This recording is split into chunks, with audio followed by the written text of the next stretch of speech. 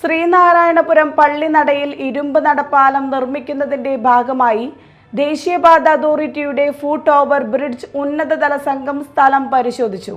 പരിശോധനാ റിപ്പോർട്ട് എത്രയും വേഗം NHA അധികൃതർക്ക് കൈമാറുമെന്നും എത്രയും വേഗം പാലം നിർമ്മാണം ആരംഭിക്കുമെന്നും സംഘം അറിയിച്ചു.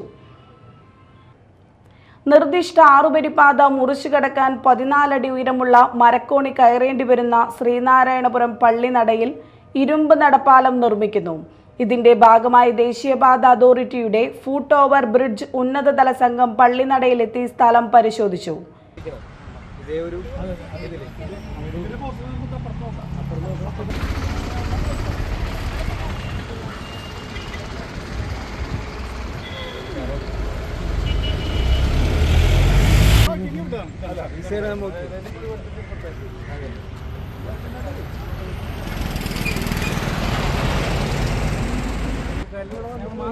ദേശീയപാത engineer Vishnu, liaison officer Babu, കരാർ കമ്പനി പ്രതിനിധി വിനു, സർവേ ടീം തുടങ്ങിയവരടങ്ങിയ സംഘമാണ് ശനിയാഴ്ച രാവിലെ ET ടൈസൺ MLAയോടൊപ്പം സ്ഥലം പരിശോധിച്ചത്.